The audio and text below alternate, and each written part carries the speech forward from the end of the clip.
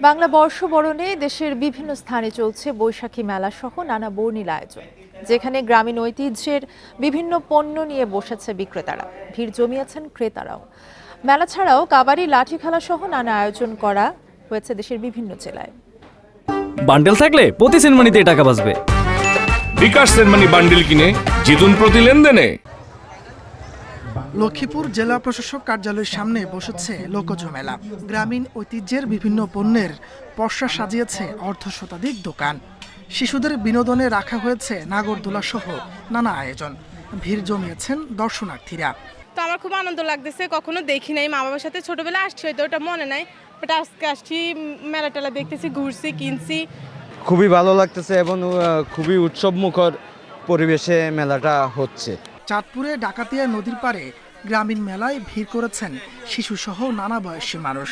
মেলায় মাটির তৈরির পণ্য বেচাকেনা হচ্ছে বেশি। নওগাঁয় গ্রামীণ মেলার পাশাপাশি আয়োজন করা হয় ঐতিহ্যবাহী লাঠি খেলা। নানা কসরতে খেলা দেখিয়ে দর্শকদের মুগ্ধ করে লাঠিয়ালরা। এখানে লাঠি খেলা আছে, বিভিন্ন ধরনের অনেক রকম খেলা আছে। অনেকদিন পরে অনুষ্ঠান আয়োজিত হয়েছে, আমরা অনেক খুশি হয়েছি, আমরা আনন্দ অনুযায়ী উপভোগ করতেছি।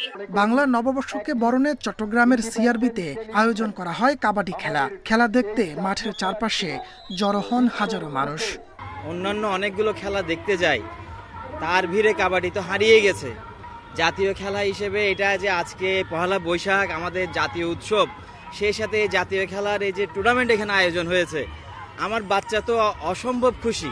নববর্ষ উদযাপন পরিষদ আমরা চিন্তা ভাবনা করেছি যে আমাদের এই সুন্দর আয়োজনটাকে, এই খেলাটিকে আমরা আরও বেশি প্রচার এবং প্রসার করার জন্য আমরা এই খেলাটাকে সংযুক্ত করেছি। সিলেটের সারদাহল প্রাঙ্গণে আয়োজন করা হয় বৈশাখী মেলার। সিলেটের ঐতিহ্যবাহী শীতল পাটি, মাটির তৈরি খেলনা, খাবার সহ নানা ধরনের পণ্যের পসরা সাজিয়ে বসেছেন দোকানিরা। আমার এখানে আমের জুস, তারপরে এখানে তুকমার শরবত, যত ধরনের আচার আছে, খেজুরের আচার, খেজুর আচার, তেঁতুল আচার, বড়ির আচার, সব ধরনের আচার। হবিগঞ্জে জেলা প্রশাসন আয়োজন করে লাঠি খেলা। ঢোলের তালে তালে নানা কসরত প্রদর্শন করেন লাঠিয়ালরা। এছাড়া মানিকগঞ্জ, শেরপুর সহ বিভিন্ন জেলায় গ্রামীণ খেলা সহ নানা আয়োজন করা হয়েছে। তাপস সরকার, ইন্ডিপেন্ডেন্ট নিউজ। বর্ষবরণের আয়োজন নিয়ে জানাতে আমাদের সাথে শেরপুর থেকে যুক্ত আছেন সহকর্মী মেরাজ উদ্দিন। মেরাজ, শেরপুরের আয়োজন নিয়ে জানাবেন, বর্ষবরণকে কেন্দ্র করে কি কি আয়োজন রাখা হয়েছে? হ্যাঁ, আমি এই মুহূর্তে দাঁড়িয়ে আছি শেরপুর সদর উপজেলার ধলা ইউনিয়নের চান্দেরনগর গ্রামে। আমি আপনাকে যদি দেখাতে চাই যে এই জায়গায় আসলে হাজার হাজার মানুষের সমাগম হয়েছে পয়লা বৈশাখ উপলক্ষে, বাংলা নববর্ষ উপলক্ষে।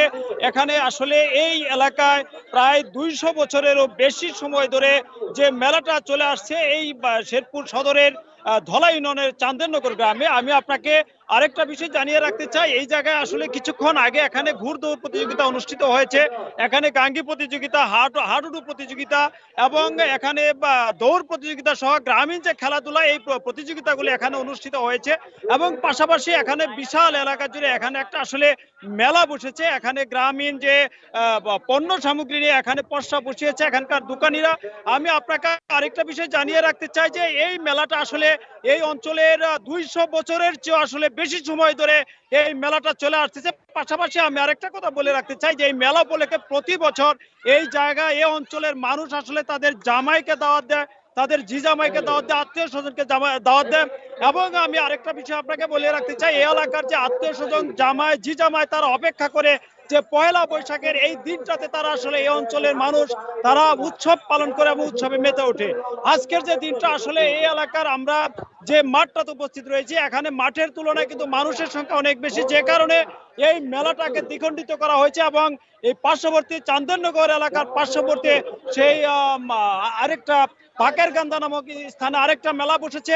এবং এই অঞ্চলে যে প্রায় 200 থেকে 250 বছর থেকে এই মেলাটা চলে আসছে এবং এই অঞ্চলে মানুষের প্রত্যাশা হলে যেন প্রতি বছর এই মেলাটা চলে আসে, এই অঞ্চলে মানুষের এই দাবি। ধন্যবাদ আপনাকে। মেরাজ উদ্দিন জানাচ্ছিলেন শেরপুর থেকে।